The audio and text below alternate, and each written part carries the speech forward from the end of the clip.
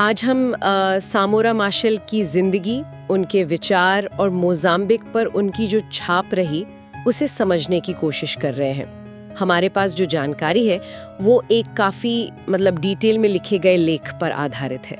तो चलिए देखते हैं इस जटिल शख्सियत की कहानी क्या कहती है। बिल्कुल।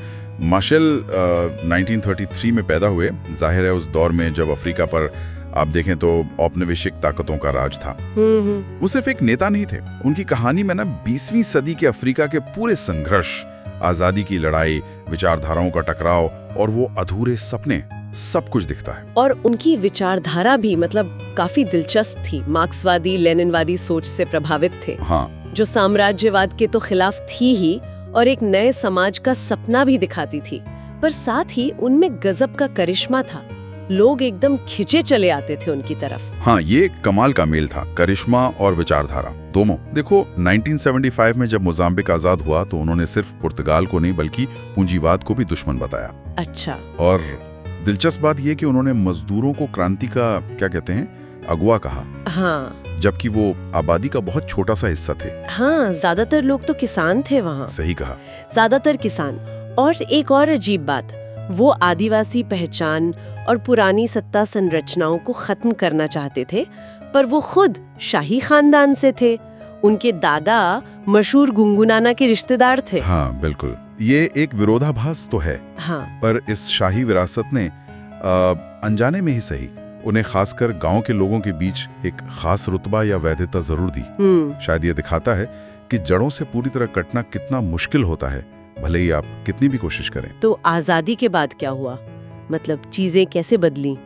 हाँ, तो उनकी पार्टी फ्रेलिमो, मोजाम्बिक लिबरेशन फ्रंट, जिसने आजादी की लड़ाई लड़ी, उसने सत्ता पर अपनी पकड़ मजबूत कर ली। अच्छा। जो दूसरे राष्ट्रवादी नेता थे जैसे उरिया सिमांगो, वो या तो जेल में डाल दिए गए या फिर गायब हो गए। और जोआना सिमियो जैसे लोगों की मौतें, उनको तो दशकों बाद माना गया कि हाँ वो हुई थी। ओह, यानी एक तरफ आजादी का सपना, दूसरी तरफ शायद सत्ता का केंद्रीकरण। हाँ, कह सकते हैं। और देखो, समाजवाद का सपना सिर्फ राजनीति तक नहीं था, वो पूरे देश की सोच बदलना चाहते थे। शिक्षा पर जोर, स्वास्थ्य, महिलाओं के अधिकार, इन सब पर फोकस था। नए अस्पताल खुले, लोगों को पढ़ना लिखना सिखाने के अभियान चले, और ये मानना पड़ेगा वयस्क साक्षरता दर में वाकई बढ़ोतरी हुई थी। ये तो अच्छी बातें हुई, लेकिन फिर तस्वीर का दूसरा पहलू भी तो होगा। बिल्कुल बिल्कुल। जैसे वो जमीन को सरकारी नियंत्रण में लाने की नीति थी, सामूहिकीकरण, वो खेती के पुराने तरीकों से मेल नहीं खा रही थी। अच्छा। फिर ऑपरेशन प्रोडक्शन जैसी नीतियां आई। मकसद तो ये था कि शहरों से अनुत्पादक माने गए लोगों को गांव बेच के खेती करवाई जाए। पर असल में क्या हुआ? असल में ये कई बार जबरन विस्थापन और सजा जैसा बन गया। लोगों के मानवाधिकारों का हनन हुआ। एमनेस्टी इंटरनेशनल जैसे संगठनों ने भी इस पर चिंता जताई थी। और देश के अंदरूनी तनावों के साथ बाहरी मुश्किलें भी थी। हाँ, वो भी बहुत बड़ी थी।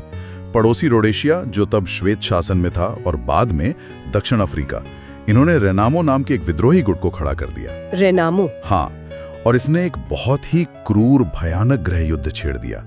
हालात इतने बिगड़े कि मार्शल ने 1984 में दक्षिण अफ्रीका के साथ नकोमाटी समझौता तक कर लिया। ये तो चौंकाने वाला है। वो तो रंगभेद के कट्टर विरोधी थे। बिल्कुल थे, लेकिन शायद देश को बचाने के लिए उन्हें ये जरूरी लगा। हालांकि ये समझौता भी कोई खास कामयाब नहीं रहा। और फिर वो विमान हादसा, वो कैसे हुआ? हाँ, 19 अक्टूबर 1986 जाम्बिया से लौट रहे थे और उनका सोवियत विमान दक्षिण अफ्रीका के मुजीनी के पास गिर गया। उनकी मौत की वजह आज तक पूरी तरह साफ नहीं है। शक है। हाँ, बहुत लोगों को शक है कि इसमें दक्षिण अफ्रीका की रंगभेदी हुकूमत का हाथ हो सकता है। परिस्थितियां संदिग्ध थीं। मार्शल के बाद मोजाम्बिक का क्या हुआ? किस दिशा में गया देश? उनके बाद देश धीरे धीरे उदार लोकतंत्र और बाजार अर्थव्यवस्था की तरफ बढ़ गया। IMF और वर्ल्ड बैंक का दबाव भी था। समाजवादी नीतियां पीछे हट गईं। और भ्रष्टाचार एक बहुत बड़ी समस्या बन गया। जैसे वो अरबों डॉलर का छिपे कर्ज वाला घोटाला सामने आया था। तो आखिर में मार्शल की विरासत क्या है? एक तरफ आजादी का हीरो, दूसरी तरफ एक सत्तावादी शासक, ये कैसे समझें? यही उनकी जटिलता है। उनके आदर्श शायद जमीनी हकीकत में पूरी तरह कामयाब नहीं हुए, लेकिन उनकी छवि आज भी जिंदा है। किस तरह की छवि? लोग उन्हें उनकी प्रतिबद्धता, उनकी सादगी और राष्ट्रीय गौरव के लिए याद करते हैं।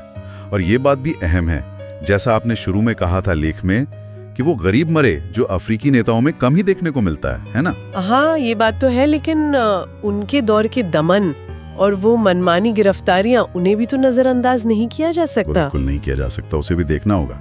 शायद उसे उस दौर के मतलब शीत युद्ध के माहौल में भी देखना होगा, जहाँ नेताओं को अक्सर बहुत मुश्किल गठबंधनों और अपने वजूद को बचाने के खतरों के बीच से रास्ता निकालना पड़ता था। तो आज का मोजाम्बिक कैसा है? आज मोजाम्बिक विरोधाभासों से भरा देश है। चुनाव होते हैं पर सत्ता कुछ ही लोगों के हाथ में है। जमीन के नीचे गैस का इतना बड़ा भंडार है, पर आम लोग अब भी बहुत गरीब हैं। मार्शल की कहानी वाकई वो आदर्श और हकीकत के बीच, बड़े सपनों और कई बार क्रूरता के बीच जो समझौते होते हैं, उन पर सोचने को मजबूर करती है। हाँ, उन्होंने एक बार कहा था, राष्ट्र को जिंदा रखने के लिए कबीले को मरना होगा।